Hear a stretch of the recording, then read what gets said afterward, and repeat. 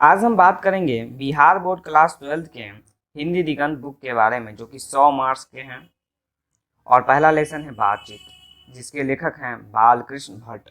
इसमें जो MCQ है, मल्टीपल चॉइस क्वेश्चन अर्थात ऑब्जेक्टिव क्वेश्चन 26 हैं, उसके बारे में आज हम जानेंगे। बातचीत पाठ के बारे में जानेंगे, ऑब्जेक्टिव क्वेश्चन। तो चलिए शुरू करते हैं बिना किसी देरी के साथ।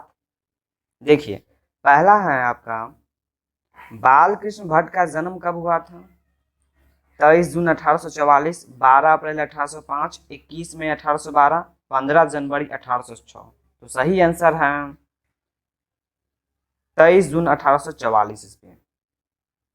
अगला देखते हैं, बालकृष्ण भट्ट की मृत्यु कब हुई थी? उनकी मृत्यु कब हुई थी?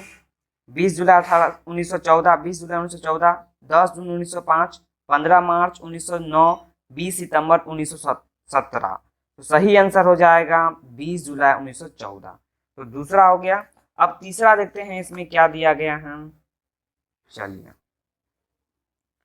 तीसरा देखते हैं, बालकृष्ण भट्ट के पिता कौन थे? उनके पिता कौन थे? बेनी प्रसाद भट्ट, राम प्रसाद भट्ट, शिव प्रसाद भट्ट, गौरी शंकर भट्ट। तो सही आंसर हो जाएगा इसका बेनी प्रसाद भट्ट। क्या है? बेनी प्रसाद भट्ट उनके पिता का नाम। चलिए अगला देखते हैं, बालकृष्ण भट्ट की माँ का क्या नाम था? सावित्री देवी, पार्वती देवी, राधिका देवी, श्यामा देवी। तो सही आंसर हो जाएगा पार्वती देवी, उनके माँ का नाम था। चलिए अगला देखते हैं,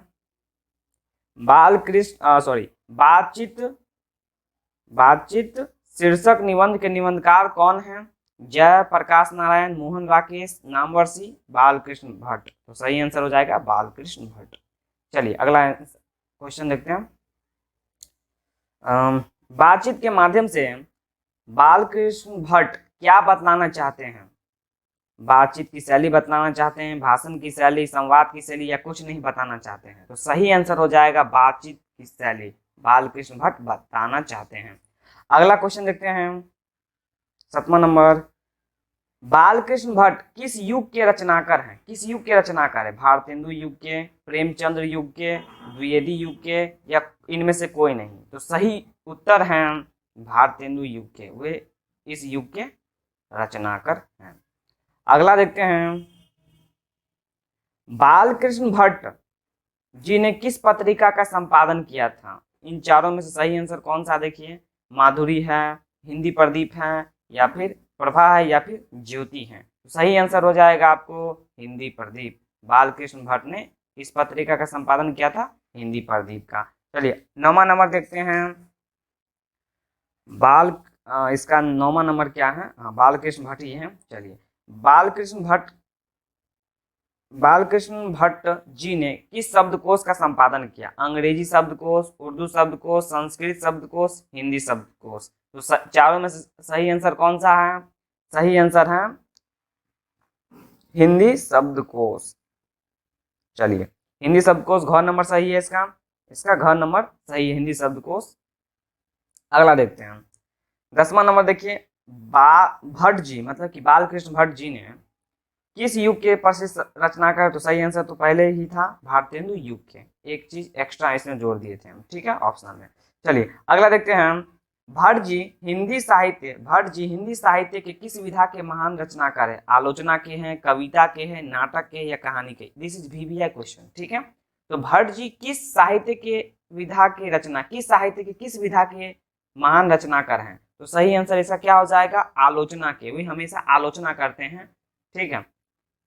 तो वह आलोचना, हिंदी साहित्य की आलोचना की विधा के रचनाकार हैं। चलिए इसी से संबंधित एक अगला क्वेश्चन देखते हैं, भट्ट जी किस भाषा के प्रमुख महान पत्रकार, निबंधकार और आलोचक थे? देखिए, आलोचक है ना, आलोचना करने वाले को आलोचक कहते हैं। तो किस भाषा के थे वे? हिंदी भाषा, संस्कृत भाषा, पंजाबी भाषा, असमी भाषा। तो 12 का सही आंसर हो जाएगा हिंदी भाषा के, ठीक है। हिंदी भाषा के वे आलोचक भी थे, पत्रकार भी थे, निबंधकार भी थे, ठीक है। अगला देखते हैं 13वां नंबर, भट्ट जी को आचार्य शुक्ल ने शुक्ल होना चाहिए कि शक्ल है? चलिए शुक्ल हो जाएगा, यहाँ पे शुक्ल हो जाएगा। शुक्ल ने अंग्रेजी साहित्यकार से तुलना तुलना करते हुए किस श्रेणी में रखा है? अंग्रेजी साहित्यकार से तुलना करते हुए किस श्रेणी में रखा है भट्ट जी को? मतलब कि क्वेश्चन क्या है कि भट्ट जी को आचार्य शुक्ल ने अंग्रेजी साहित्यकार से तुलना करते हुए किस श्रेणी में रखा है? दूसरे लेखक से तुलना किया गया है बालकृष्ण भट्ट को, तो किस शेक्सपियर की श्रेणी में?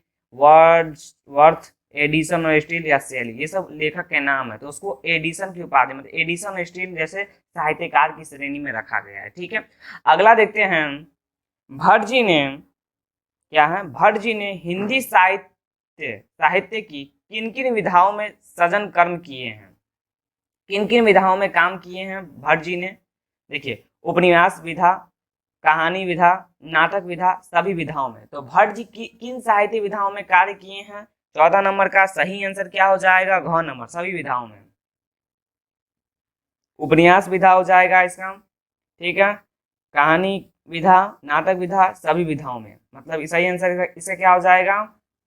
सभी विधाओं में। 15वां नंबर देखते हैं, भट्ट जी ने हिंदी साहित्य को क्या दिया? उसने क्या दिया? प्राचीनता की पुष्टि किया, नए पुरानों दोनों को पक्ष लिया, नए पुराने दोनों का पक्ष लिया, नवीन धरातल, नवीन दिशा या नया रंग रूप दिया, अंग्रेजी का अंधानुकरण किया।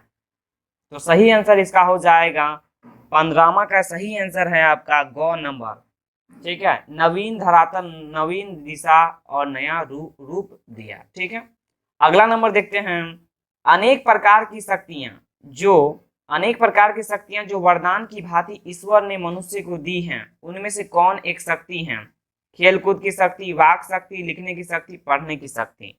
तो इसका आंसर हो जाएगा वाक शक्ति। ठीक है, तो सही आंसर क्या है? भगवान ने हम लोगों को वाक शक्ति, बोलने की शक्ति दी है, जो यूनिक है और द्वितीय है, इसके जैसा कोई नहीं शक्ति है।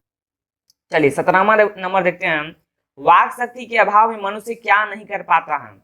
चल नहीं सकता है, खा नहीं सकता है, देख नहीं सकता है, पढ़ नहीं सकता। तो इसका तो कॉमन सेंस है, देखिए, जिसके पास बोली नहीं वो पढ़ नहीं सकता है, तो सही आंसर क्या हो जाएगा? वाक शक्ति के अभाव में वो बोल नहीं सकता है, पढ़ नहीं सकता है। ठीक है, चलिए आगे देखते हैं, 18वां देखिए, इसका तो घ नंबर हो जाएगा, पढ़ नहीं सकता है। चलिए अगला नंबर देखते हैं, रॉबिन क्रूसो कौन था? रॉबिन क्रूसो कौन था? जंगली जानवरों के बीच पलने वाला आदमी, पर्वतों पर रहने वाला आदमी, समुद्र के बीच रहने वाला आदमी, रेगिस्तान में रहने वाला आदमी। तो सही आंसर क्या हो जाएगा 18वां का? 18वां का सही आंसर जंगली जानवरों के बीच पलने वाला आदमी। तो सही आंसर हो जाएगा ये जंगली जानवरों के बीच पलने वाला आदमी, कौन नंबर। चलिए अगला देखते हैं, जब तक मनुष्य बोलता नहीं तब तक उनके गुण दोष बाहर आते नहीं। जब तक मनुष्य बोलता नहीं तब तक उनका क्या प्रकट नहीं होता? खाना पीना, सोना जागना, गुण दोष। तो सही आंसर हो जाएगा गुण दोष। क्या हो जाएगा? घ नंबर, गुण दोष। चलिए अगला देखते हैं, असल बातचीत सिर्फ दो व्यक्तियों में होती है, यह किसका मत है? प्लेटो का मत है, रूसो का है, एडिसन का है या मार्क्स का है? तो 20वां का सही आंसर हो जाएगा एडिसन का। तो एडिसन के अनुसार बताया गया है कि जो असल बातचीत सिर्फ दो व्यक्तियों में ही हो सकती है। ठीक है, तो ग नंबर इसका सही आंसर है। अगला देखिए, कितने कानों में परी बातें खुल जाती हैं? 2 व्यक्तियों के कानों में, 6 व्यक्तियों के कानों में, 3 व्यक्तियों के कानों में, 1 व्यक्ति के कानों में। तो इसका सही आंसर है 6 व्यक्तियों के कानों में। तो 21 का ख नंबर सही आंसर है, 6 व्यक्तियों के कानों में बातें खुल जाती हैं। चलिए अगला देखते हैं, अशिक्षित लोगों की हैं, जो अशिक्षित लोग होते हैं, जो पढ़े लिखे लोग नहीं होते, उसकी बातचीत को क्या कहते हैं? हंसी मजाक कहते हैं, गप कहते हैं, बतकही कहते हैं, ठिठोली कहते हैं। तो सही आंसर हो जाएगा बतकही कहना, ग नंबर। चलिए अगला देखते हैं, 23वां नंबर देखते हैं, यूरोपीय लोगों के बीच जो बातचीत होती है उसे क्या कहते हैं? साधारण बातचीत, असाधारण बातचीत, दुलार या फिर समझदारी। तो इसमें साधारण बातचीत होगा कि असाधारण बातचीत होगा? इसमें सही आंसर हो जाएगा किसका? 23 नंबर का। देखिए असाधारण बातचीत हो जाएगा 23वां का। तो यूरोपीय लोगों के बीच की बातचीत को क्या कहेंगे हम? चलिए इसका सही आंसर हो जाएगा, हमारे ख्याल से इसका सही आंसर होगा असाधारण बातचीत। उसके जो बातचीत होती है बहुत अच्छा बातचीत होती है। चलिए ख नंबर इसका सही आंसर हो जाएगा। अगला देखते हैं इसका, सुहृद गोष्ठी। सुहृद गोष्ठी किसे कहते हैं? सुहृद गोष्ठी किसे कहते हैं? सुहृद गोष्ठी किसे कहते हैं? मूर्खों की मंडली को, ठठेरों की बैठकी को, यूरोपीय प्रवीण विद्वत मंडली को, या गांव के चौपाल को? तो सुहृद गोष्ठी किसको कहते हैं?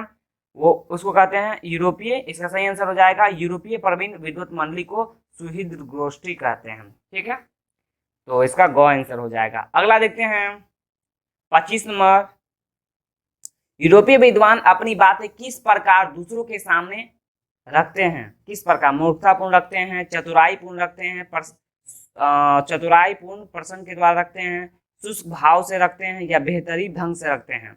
तो इसका सही आंसर हो जाएगा 25 का ख नंबर, चतुराई प्रसंग के द्वारा वह अपनी बातचीत को दूसरे के सामने रखते हैं। ठीक है, अगला देखते हैं 26 नंबर। देखिए, किनके बीच घंटे भर तक कांव कांव करते रहने पर भी कुछ न होगा? किनके बीच? शिक्षकों के बीच, गृहिणियों के बीच, शुष्क पंडितों के बीच, बनियों के बीच? तो इसका सही आंसर हो जाएगा शुष्क पंडितों के बीच। मतलब कि शुष्क पंडितों के बीच रहने से बात कांव कांव की तरह होता रहता, कुछ नहीं होगा उसके बीच के बाद बातचीत। ठीक है, तो सही आंसर ग नंबर हो जाएगा इसका। ठीक है, ऑल द बेस्ट। आपने आज 26 ऑब्जेक्टिव क्वेश्चन बातचीत लेसन के को देखा। इसके बाद आपको उसने कहा था के बारे में भी, जो सेकेंड चैप्टर है इसी का हिंदी दिगंत भाग 2 का, उसका ऑब्जेक्टिव क्वेश्चन अगले वीडियो में देखेंगे। तो इस प्रकार आपने इस चैप्टर का ऑब्जेक्टिव क्वेश्चन याद कर लीजिएगा। ओके।